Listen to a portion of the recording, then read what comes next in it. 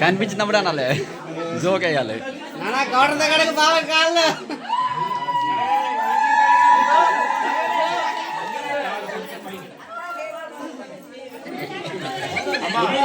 పెళ్లి కొడుకు అక్క చెల్లి ఉన్నారు.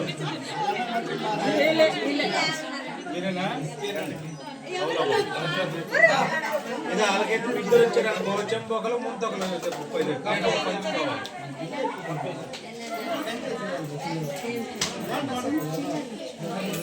అట్లా మా ప్లేట్ జాగ్రత్త తీసుకెళ్ళి మొక్కలు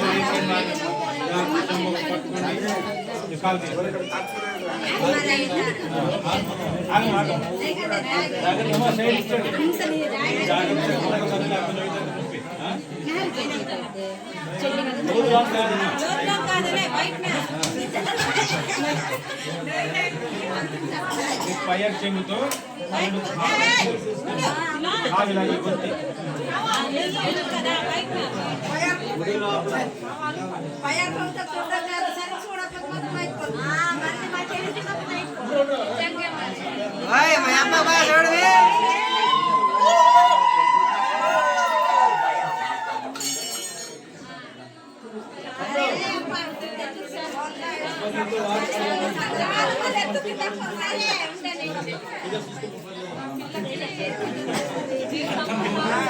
చూడాలి చూడాలి బాగా చూడాలి.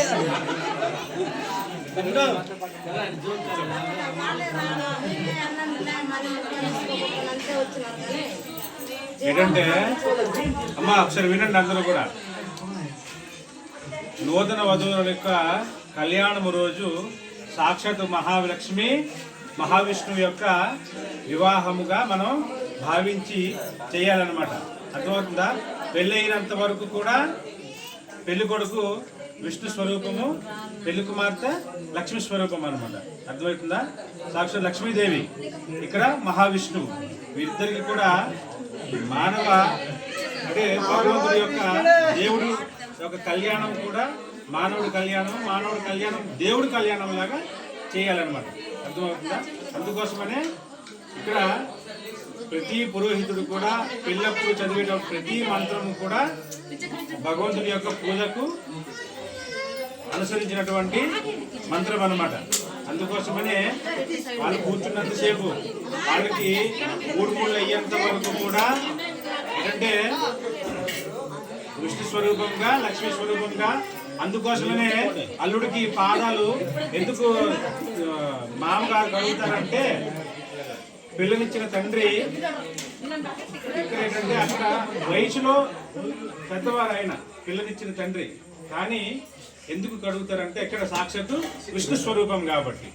మహావిష్ణువుకి తన యొక్క కుమార్తె అయినటువంటి లక్ష్మీదేవికి పర్వతరాజు లక్ష్మీదేవికి వచ్చి విష్ణుమూర్తికి ఇస్తున్నట్టు అనమాట. అర్థమవుతుంది. అందుకోసమనే భగవంతుడు కాలు దండం పెట్టడము, కాలు నమస్కారం పెట్టడం తప్పేం లేదు కదా. అందుకోసమనే సాక్షాత్ భగవంతుడు కాబట్టి ఆయన కాలు కడిగి కన్యాదానం చేయడం అనేది పూర్వజన్మ సుకృతం. ఎన్ని జన్మలు ఎత్తినా ఎన్ని పుణ్యాలు చేస్తే కానీ కన్యాదానం చేసేంత ఫలితం రాదట. అర్థమవుతుందా? కన్యాదానం చేయడం అనేది ఎన్నో జన్మల పుణ్యం. కొంతమంది చాలా మంది అందుకోసమని చాలా మంది ఏం చేస్తారంటే ఇంట్లో పిల్లని కనకపోయినా చాలా మంది ఎవరైనా అనాదిగా ఉన్న వాళ్ళు కానీ పిల్లల్ని కానీ లేదా పెళ్లి సమయంలో ఆ సమయానికి పిల్లకి తండ్రి కానీ తల్లి కానీ లేకపోయినా బాబాయిలు కానీ పిన్నులు కానీ పెద్దమ్మలు కానీ పెదనాన్నలు కానీ లేదు అనుకున్నప్పుడు నాయనమ్మ తాతయ్య కూడా కంకణం కట్టుకొని పిల్లకి కన్యాదానం చేస్తారనమాట. కన్యాదానం చేయడం అనేది పూర్వజన్మ సుకృతంగా భావిస్తారు. అర్థమవుతుందా? ఎంత పుణ్యమో చేసుకోకపోతే కన్యాదానం చేసేంత భాగ్యం మనకి రాదు. అంటే కన్యాదానం చేయడము, అల్లుడు కాలు కడగడం అనేది తప్పు ఏమి చాలా మంది కాలు కడిగేది అంటారు కదా. కన్యాదానం చేసేటప్పుడు కాలు కడిగి మనం పిల్లని అప్పచెప్పితేనే దానికి విలువ ఉంటుంది అనమాట. అర్థమవుతుందా? అందుకోసమనే వివాహ సమయంలో ఈ తంతు ఒకటి జరుగుతుంది అనమాట. దీని తర్వాత జీలకర్ర బెల్లం, వాళ్ళ యొక్క జీవితం కూడా జీవితకాలం అంతా కూడా అన్యోన్యతగా, ఎలాంటి ఒడిదుడుకులు లేకుండా, ఎలాంటి మాట మంచి రాకుండా, అర్థమవుతుందా, జీవితం అంతా కూడా వాళ్ళు చక్కగా కొనసాగించాలని ఒక ఉద్దేశం. జీలకర్ర బెల్లం ఎలాగైతే కలిపితే వాళ్ళకి విడదీయలేమో, అదేవిధంగా దాన్ని ఆధారంగా తీసుకొని జీలకర్ర బెల్లం ఎలా మనం విడదీయలేమో, ఎలాగైతే కలిసిపోతాయో అలాగే భార్యాభర్తలు కూడా జీవితకాలం అంతా కూడా కలిసికట్టుగా ఉండాలని ఒక ఉద్దేశంతో మనం జీలకర్ర బెల్లం అనేది వాళ్ళ తలపైన వేస్తారనమాట.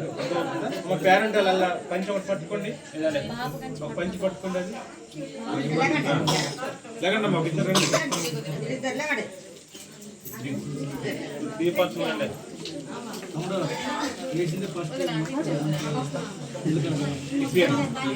ఎదురు కూర్చోండి, ఎదురు కూర్చోండి. పేరెంట్ వెళ్ళండమ్మా, ఇవి వెళ్ళమంటే కూర్చోండి.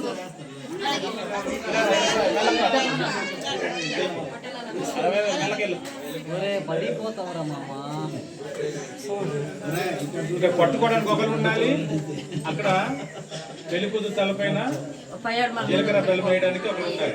ఉండు ఇలా తీసి అదే అలా కాదు, అది అలా కాదు, ఇక్కడ నడుముకి పెట్టు, అది చీర కట్టు, అదే తెలియదు, అది అలా పెడితే పౌరుషం కూడా వస్తుంది అట. మూడు పిల్లల దండ కూడా గట్టి కట్టుకోవాలి.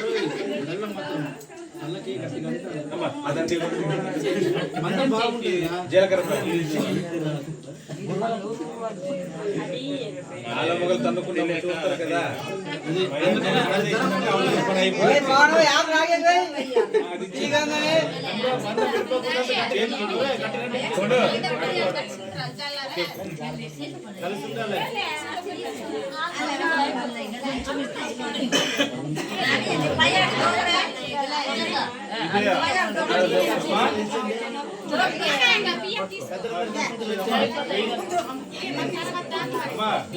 పెళ్లి కూతురు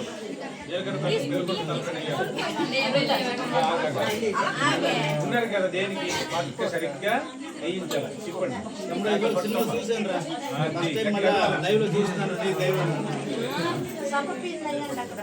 వేయించమ్మ, సరిగ్గా తాళం మీద వేయాలి.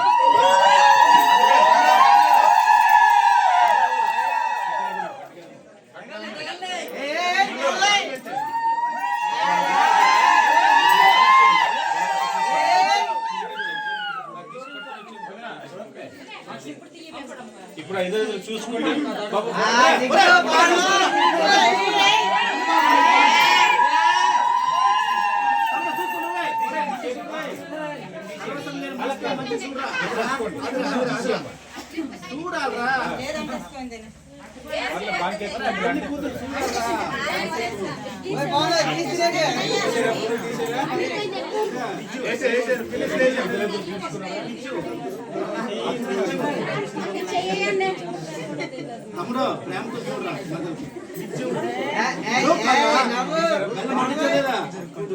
వాళ్ళిద్దరికి పెట్టించిన సార్ ఒకసారి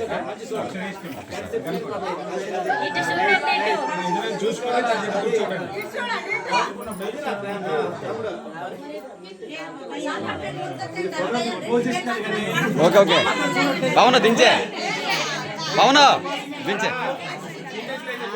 తీసేరా బావునా తీసే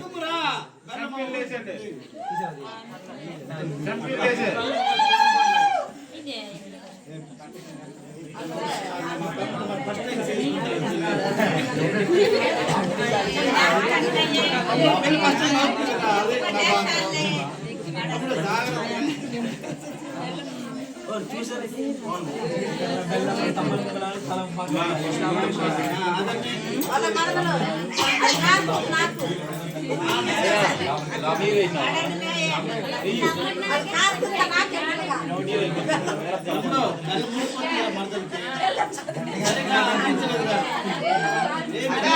అది కాకుండా బాగా తినేస్తారు కదా మరదలగా తీపి ఇచ్చారా తినేది తమ్ముడు మటన్ చూస్తున్నావురా ఈ గ్యాప్ లో ఉంది వీడియో చూడు అలాగే చూసుకోవాలి బాగా మరి ప్రేమతో మాత్రమే చూడాలి ఏ కాదురా కాదు రచ్చబండి ఎక్కిస్తాం తెలియదు కదా మంది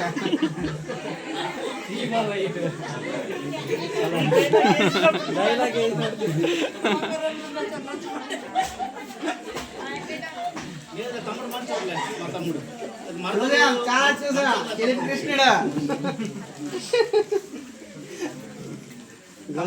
ఎక్కడైనా చెప్పు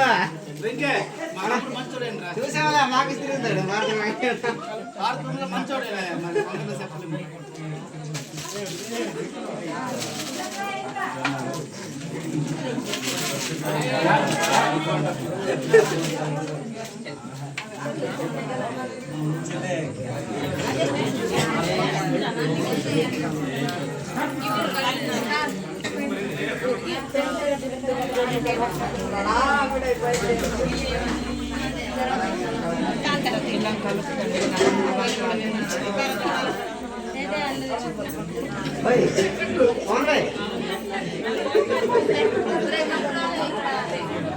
పసుపు రాసే తెల్లగా అవుతాడు బావా